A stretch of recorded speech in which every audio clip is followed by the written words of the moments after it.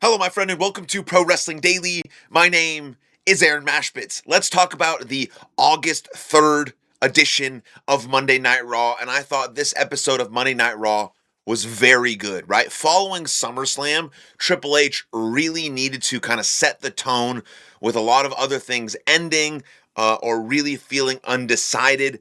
Monday Night Raw did a lot to push several angles. I think it started some feuds. We saw several returns, one being Stephanie McCool, Becky Lynch. We saw the return of Big Cass. And I think Vakur and Becky Lynch are always good for the women's division. I think teasing Oba Femi and teasing Oba Femi and Braun Breaker after Oba Femi destroyed Brock Lesnar, I think is really good. And giving LA Knight a live microphone with Roman Reigns was awesome. And so I would say the August 3rd edition of Monday Night Raw was very good. We talked about night 1 and night 2 of SummerSlam. Night 1 was okay. Night 2 was really good. I think overall it was a fine weekend, but I think this Monday Night Raw on August 3rd really set the tone for some big things that could happen. And now I really, really think that WWE could absolutely pull the trigger on LA Knight. He absolutely bodied Roman Reigns in that ring on the microphone. LA Knight owned Roman Reigns on Monday Night Raw. Unfortunately, like a lot of fans for the last couple years, I don't think WWE has the fucking balls to pull the trigger on what could be a monumental moment. LA Knight beating Roman Reigns in the middle of the ring. Then Roman Reigns can win the title back. Then Roman Reigns can drop to Oba Femi. You can have your main event next year at WrestleMania be Oba Femi and Braun Breaker. But why not? Sami Zayn won the championship for 9 days. Why can't LA Knight hold the championship for 2 months? That man has been cheered and loved by the fans for a very long time and kept the momentum going. Why wouldn't WWE pull the trigger on that? That's catching lightning in a bottle. That's momentum. That's something that could be an amazing moment for WWE, for LA Knight, for everything involved. Boom, LA Knight beats Roman Reigns. He already owned them on the microphone. Might as well just own him in the ring as well, all by himself. And then they have a rematch. Roman Reigns wins that title back with the help of the bloodline because he knew he couldn't do it on his own. And then maybe the same thing happens with Oba Femi. And then the bloodline tries to get involved. Oba Femi dominates them all. And now Oba Femi beats not only Roman Reigns and the bloodline. And now Oba Femi is your new world champion and carries that strap into WrestleMania. And then you see Braun Breaker win the Royal Rumble in January. These are potential things that could happen that would fire up a lot of WWE audiences. I don't need to see Seth Rollins and CM Punk and Cody Rhodes in every single main event all the time. I certainly don't need to see CM Punk. I cannot stand that guy. Roman Reigns, yes, still has aura, still is a big match wrestler. Seth Rollins still has a lot in the tank. We're going to see this final feud from Randy Orton and Cody Rhodes. We're going to see a great feud from CM Punk and Kevin Owens over on SmackDown. We need something on Monday Night Raw to sink our teeth into, and it could be Roman Reigns, LA Knight, and it could be Braun Breaker and Oba Femi. We also saw the return of Big Cass as a heel. That was an interesting decision. Interesting decision. He attacks Javon Evans. Javon Evans, Ethan Page had a great match. I'm a huge, huge fan of Ethan Page.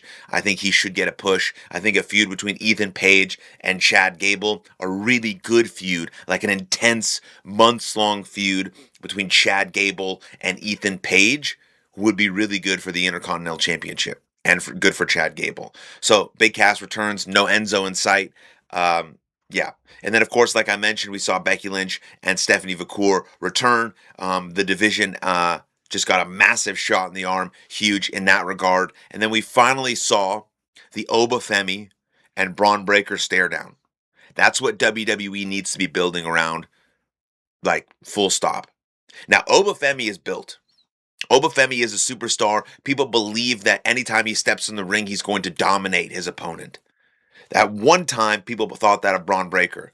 Now, WWE has to do a really good job of building him back up so it's actually believable that Braun Breaker can beat Oba Femi. Because right now, I don't think a lot of fans think that Braun Breaker can beat Oba Femi. He can compete with him, But if you want to make Braun Breaker as much of a beast as Brock Lesnar was in kind of the same token, then you have to build Braun Breaker back up. He can't be relegated to the tag team division, fucking beating up Akira Tozawa and doing some bullshit stuff with Austin Theory. Braun Breaker's a main eventer.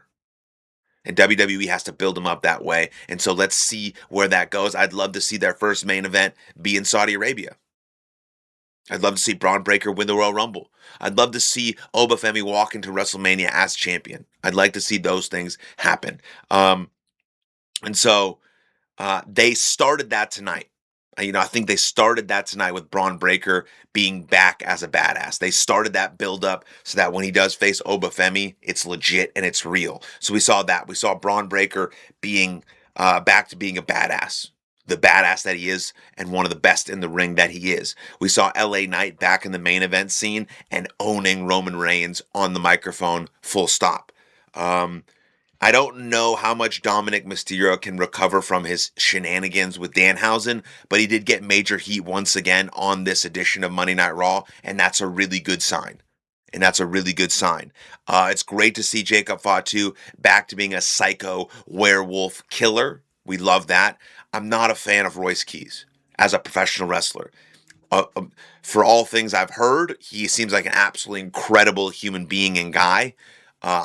He's very boring in the ring, and there's nothing to me that stands out. I don't need another powerhouse with no charisma. So something has to be done about Royce Keys if they really want to make him a main event guy. I don't think he is. I think he's a mid-card guy. Jacob Fatu, all the charisma in the world, back to being that kind of psycho Roman Reigns werewolf type of killer. Great. And best news is that Danhausen segments are back airing during commercial breaks. That's where we need to be. Danhausen is not a main eventer. He's not a star. He's a comedy act. He's a break. And he needs to be during commercial breaks.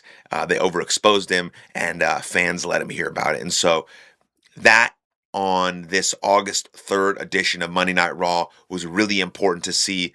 Order seemed to be restored in that regard, and Triple H set the tone, which for what could be a really good, August, September, October, kind of all the way into Survivor Series, into Rumble, into Mania season. And so I'm excited to see how this thing picks up and where some of these feuds manifest and what great television and compelling action that we're going to get to be able to witness. So let me know what you think in the comments down below. Then like the video, subscribe to the channel, and I'll see you guys next time. Lots of love. Cheers.